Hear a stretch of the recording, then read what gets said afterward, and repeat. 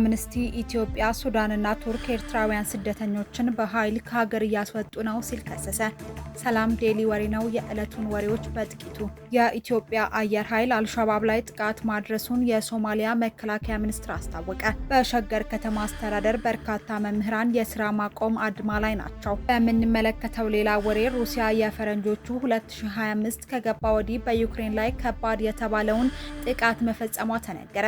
የዩክሬኑ ፕሬዝዳንት ቮሎዲሚር ዜሌንስኪ የፊታችን ሰኞ ሳውዲ አረቢያ እንደሚያቀኑም ተሰምቷል። በየዕለቱ አዳዲስ ወሬዎች እንዲደርሷችሁ ሰብስክራይብ በማድረግ ተወዳጁን፣ ላይክና ሼር በማድረግ ሚዛናዊ ወሬዎች ለሚፈልጉ ሁሉ እንዲደርሱ በማድረግ እንድትተባበሩን በአክብሮት እንጠይቃለን። ወደ ወሬዎቹ ተመለስን። አምነስቲ ኢትዮጵያ ሱዳንና ቱርክ ኤርትራውያን ስደተኞችን በኃይል ከሀገር እያስወጡ ነው ሲል ከሰሰ።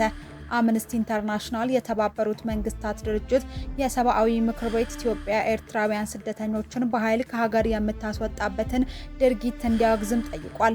ድርጅቱ በ58ኛው የምክር ቤቱ ጉባኤ ላይ በንባብ ባቀረበው መግለጫ ባለፈው 3 ወራት ብቻ 600 ኤርትራውያን ስደተኞች በአስገዳጅ ሁኔታ ከኢትዮጵያ ወደ ኤርትራ መላካቸውን አመላክቷል። ባለፈው አንድ ዓመት አምነስቲ ኢንተርናሽናል በኢትዮጵያ የኤርትራ ስደተኞችን በዘፈቀደ ማሰርና ማፈናቀልን ተመለከተ ጥቆማዎችን ሲከታተልና ሪፖርቶችን ሲያዘጋጅ መቆየቱንም ገልጿል። የኤርትራ ስደተኞች የሰብአዊ መብት አያያዝ በኢትዮጵያ ብቻ ሳይሆን በሱዳን ከፍተኛ ችግር እያጋጠመው እንደሚገኝ አምነስቲ በመግለጫው ጠቅሷል። በሱዳን በቀጠለው ግጭት ምክንያት በተለይ የፈጥኖ ደራሽ ኃይሉ ተቆጣጥሯቸው በሚገኙ ስፍራዎች ሴቶችና ህጻናትን ጨምሮ ስደተኞች ከፍተኛ የሰብአዊ መብት ጥሰትን እያስተናገዱ ይገኛሉ ነው የተባለው። በተጨማሪም በነሐሴ 2024 ቱርክ ወደ 180 የሚጠጉ ኤርትራውያንን በግዳጅ ወደ ኤርትራ መመለሷን እንዲሁም ጥገኝነትና ከለላ የማግኘት ህጋዊ መብታቸውን ጥሳለች በሚል የሰብአዊ መብት ተሟጋች ድርጅቱ ወቅሷል። 10 ዓመታትን ያስቆጠረው አስገዳጅ የብሔራዊ ውትድርና አገልግሎት፣ ከባባድ የጉልበት ስራዎችን እንዲሁም ሌሎች ፖለቲካዊ ሁኔታዎችን አሁንም በርካታ ኤርትራውያን ሀገራቸውን ለቀው እንዲሰደዱ ምክንያት ሆነው መቀጠላቸው ተነስቷል። አምነስቲ በኢትዮጵያና ኤርትራ መካከል ያለውን ውጥረት ተከትሎ በየካቲት ወር አስመራ ተጨማሪ ወታደሮችን ለመመልመል በእንቅስቃሴ ላይ እንደምትገኝ ከታማኝ ምንጮች ማረጋገጡን አስታውቆ ሁኔታው ከኢትዮጵያ በግዳጅ ወደ ኤርትራ የሚላኩ ስደተኞችን ለአደጋ ተጋላጭነት እንደሚጨምረው አመላክቷል። በዚህም ሁሉም የመንግስታቱ ድርጅት የሰብአዊ መብት ምክር ቤት አባላት የኤርትራውያን ስደተኞችን በግዳጅ መባረር፣ እስርና የመብት ጥሰትን እንዲያወግዙ ጠይቋል። በሌላ በኩል በኤርትራ ዜጎች መብት ጥሰትና ከዓለም አቀፍ ህግ አፈጻጸም አኳያ በምክር ቤት የተቋቋሙ ልዩ አጣሪ ኮሚቴዎች ከተመሰረቱ 9 ዓመት ቢያስቆጥሩም በሀገሪቱ ያሉ የሰብአዊ መብት አያያዝ አሁንም አለመሻሻሉን እንደሚያሳስበው ነው አምነስቲ ኢንተርናሽናል ያስታወቀው። በሰብአዊ መብት ተሟጋች ድርጅቱ ለቀረበው ወቀሳ የኢትዮጵያ መንግስት እስካሁን ምላሽ አልሰጠም። በሌላ ወሬ የኢትዮጵያ አየር ኃይል አልሸባብ ላይ ጥቃት ማድረሱን የሶማሊያ መከላከያ ሚኒስትር አስታወቀ። የኢትዮጵያ አየር ኃይል በሶማሊያ በማዕከላዊ ሸበሌ ክልል በሚንቀሳቀሰው የአልሸባብ ቁልፍ ይዞታዎች ላይ የአየር ጥቃት ማድረሱን የሶማሊያ መከላከያ ሚኒስትር አብዱል ቃድር መሐመድ ኑር አስታውቀዋል። የሀገሪቱ መከላከያ ሚኒስትር አብዱል ቃድር መሐመድ ኑር እንደገለጹት የኢትዮጵያ ኃይል በአልሸባብ ምሽግ ላይ የሚሳኤል ጥቃት የፈጸመው ከሶማሊያ ፌዴራል መንግስት ጋር በመተባበር ነው። ያለ መንግስት እውቅና በሶማሊያ ምንም አይነት የአየር ጥቃት ሊፈጸም አይችልም ብለዋል። ይሁን እንጂ በኦፕሬሽኑ ስለደረሰው ሞት ወይም ጉዳት ዝርዝር መረጃ ከመስጠት ተቆጥበዋል። ሚኒስትሩ የአንካራው ስምምነት በአልሸባብ ላይ ለሚወሰድ የጋራ ጥረቶች ማዕቀፍ መሆኑን በመጥቀስ የሶማሊያና የኢትዮጵያ የጸጥታ ትብብር እየጨመረ መምጣቱን ገልጸዋል። የኢትዮጵያ አየር ኃይል ሰሞኑን የአልሸባብ ወታደራዊ ይዞታዎችን መደብደቡን ሶማሊያ ጋርዲያን መዘገቡም ይታወሳል።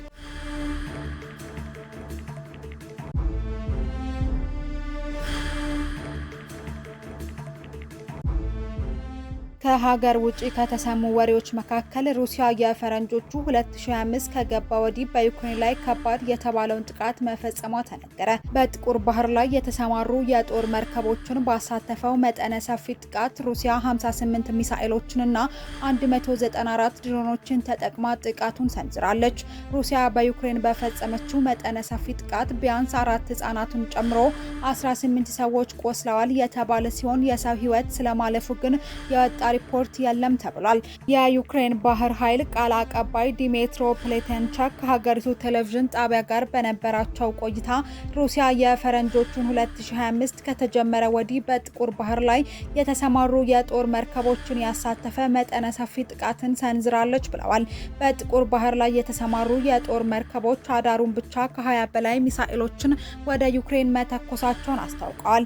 የዩክሬን አየር ኃይል በበኩሉ ሩሲያ አዳሩን በአጠቃላይ 58 ሚሳኤሎችንና ድሮኖችን ተጠቅማ ጥቃት ሰንዝራለች። አየር ኃይሉ 34 ሚሳኤሎችንና 100 ድሮኖችን ኢላማቸውን ሳይመቱ አየር ላይ መቶ መጣሉን አስታውቋል። የሩሲያው መጠነ ሰፊ ጥቃት ለመከላከልም የፈረንሳይ ሚራጅ ተዋጊ ጀቶችን ለመጀመሪያ ጊዜ ማሰማራቷን ገልጻለች።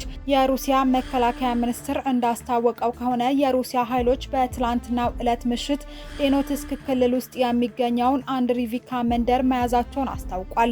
የሩሲያ ዩክሬን ጦርነት ከተጀመረ 3 ዓመታትን ያስቆጠረ ሲሆን ጦርነቱ በሰላም ስምምነት ለመቋጨት ከፍተኛ ጥረት እየተደረገ ይገኛል። የዩክሬን ሩሲያ ጦርነትን ለማስቆም ቃል በገቡት ትራምፕ የሚመራው የአሜሪካ አስተዳደር ከሩሲያ ጋር ንግግር ማድረግ ጀምሯል። በምንመለከተው ሌላ ወሬ የዩክሬኑ ፕሬዝዳንት ቮሎዲሚር ዜሌንስኪ የፊታችን ሰኞ ወደ ሳውዲ አረቢያ እንደሚያቀኑ ተናገሩ። ፕሬዝዳንቱ የአውሮፓ ህብረት ትላንት በብራሰልስ አስቸኳይ ስብሰባ ሲያደርግ በሰጡት መግለጫ በሪያድ ቆይታቸው ከሳውዲው ልዑል አልጋ ወራሽ መሐመድ ቢን ሳልማን ጋር እንደሚወያዩ ገልጸዋል።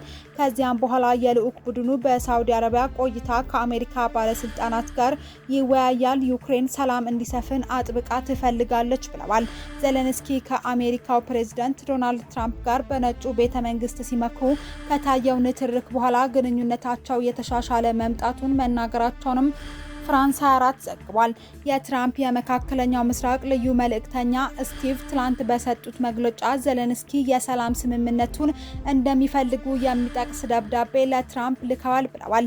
በቀጣዩ ሳምንት በሪያድ አሊያም በጅዳ የሚደረገው ድርድርም ለዘላቂ የሰላም ስምምነት በር የሚከፍት የተኩስ አቁም ስምምነት ይደረስበታል ተብሎ እንደሚጠበቅም አብራርተዋል። ዩክሬን የተኩስ አቁም ስምምነት መፈረም ሩሲያ የተቆጣጠረችውን ግዛቶች በግሉ አድርጋ እንድትቀጥል ያደርጋል የሚል ስጋትም አላት። ፕሬዝዳንት ትራምፕን ጨምሮ የአሜሪካ ባለስልጣናትም ኪየቭ በሞስኮ የተነጠቀችውን መሬት ዳግም የማግኘት እድሏ ጠባብ እንደሆነ ሲናገሩ ቆይተዋል። ትራምፕ ትላንት ምሽት በነጩ ቤተ መንግስት ከጋዜጠኞች ጋር በነበራቸው ቆይታ ዩክሬን ስምምነት መፈራረም እንደምትፈልግ አስባለሁ፣ ምክንያቱም ምንም አማራጭ ያላትም ብለዋል። ሩሲያን ብትሆን እኔ በማውቀው የተለየ ምክንያት ስምምነት ትፈልጋለች፣ እርሷም አማራጭ የላትም ሲሉም ነው የሳውዲው የቀጣይ ሳምንት ምክክር ተስፋ ሰጪ ነገር እንደሚታይበት የጠቆሙት።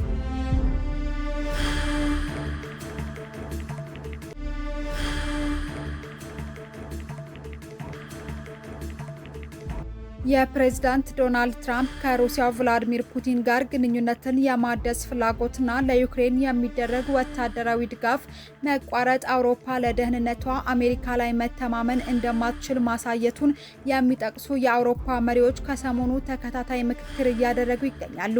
በትላንትናው ዕለትም ፕሬዝዳንት ዜሌንስኪን ጨምሮ የተሳተፉበት ምክክር በቤልጂየም ብራሰልስ አካሂደው ለኪየቭ ተጨማሪ ወታደራዊ ድጋፍ ለማድረግም ተስማምተዋል። ክሬምሊን ፈረንሳይና ብሪታንያን ጨምሮ የአውሮፓ መሪዎች ከሰሞኑ የሰጡት ያለውን አስተያየት ግጭት የሚያባብስ ነው በሚል ተቃውሟል።